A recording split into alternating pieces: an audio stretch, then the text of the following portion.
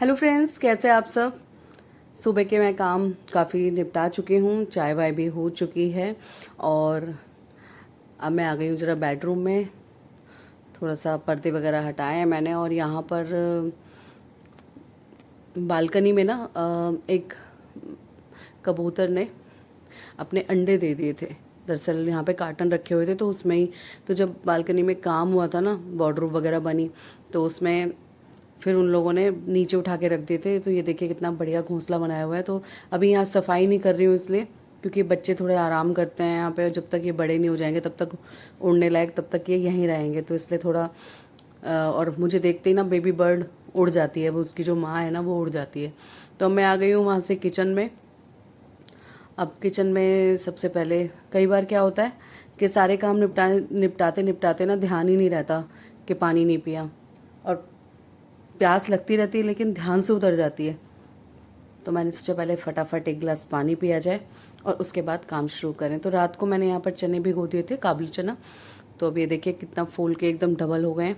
तो बड़े वाले काबुली चने हैं ये, और आज दूध मैंने टाइम पे उबाल दिया है क्योंकि कोई रिस्क नहीं ले सकती मैं बहुत सारा दूध खराब हुआ था।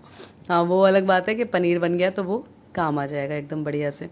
तो अब छोले यहाँ पर मैंने ये देखिए उबाल लिए हैं, और इसमें मैं मीठा सोडा नहीं डालती हूँ, बस काला नमक डाल देती हूँ।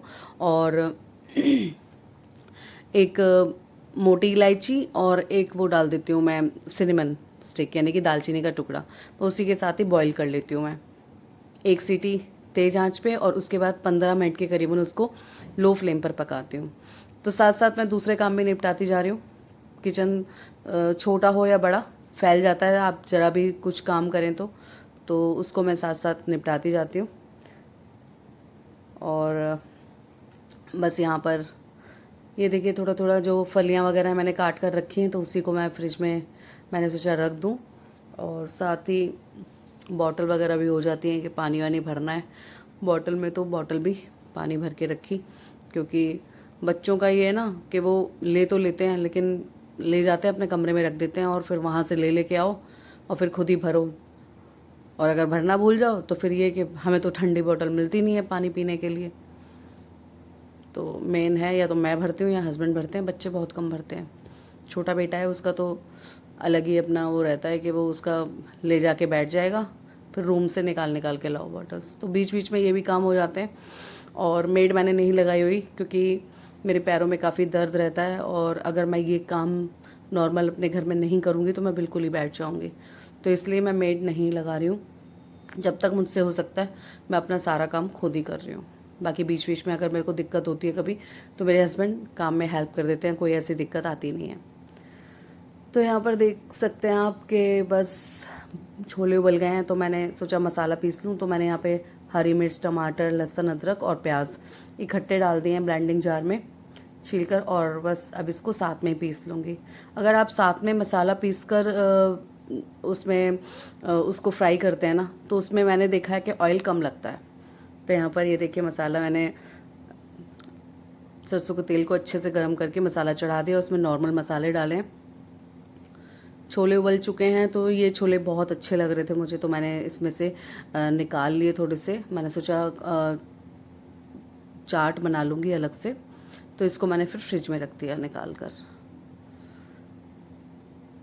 ये देखिए कितने बढ़िया लग रहे हैं।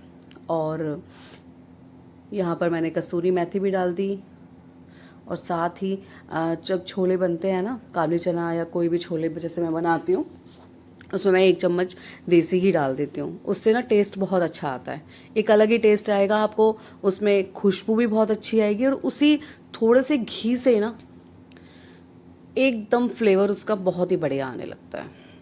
और ऑयल आप देख सकते हैं मैं कम यूज़ करती हूँ, बहुत ज़्यादा ऑयल मैं नहीं यूज़ करती क्योंकि ज़्यादा ऑयली ना खाते नहीं हैं।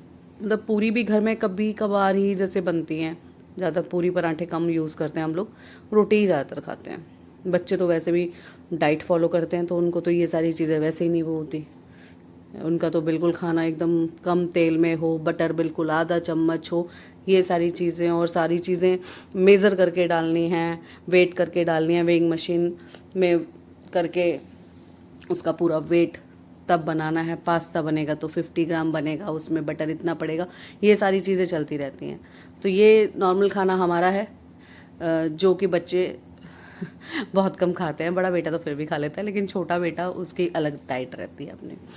तो यहाँ पर ये देखिए मेरे जो काबली चना है वो भी अच्छे से बन गया है। तो थोड़ी देर मसाले को अच्छे से इसके साथ मैं पका लूँगी, और बस हस्बैंड भी अपने काम में लगे हुए हैं, क्योंकि अभी ना शिफ्टिंग के बाद पूरा प्रॉपर काम अभी हुआ नहीं है अच्छी तरह से। तो धीरे धीरे वो भी चल रहा है, कभी कहीं की सामान सेट करना पड़ता है, कभी कहीं का।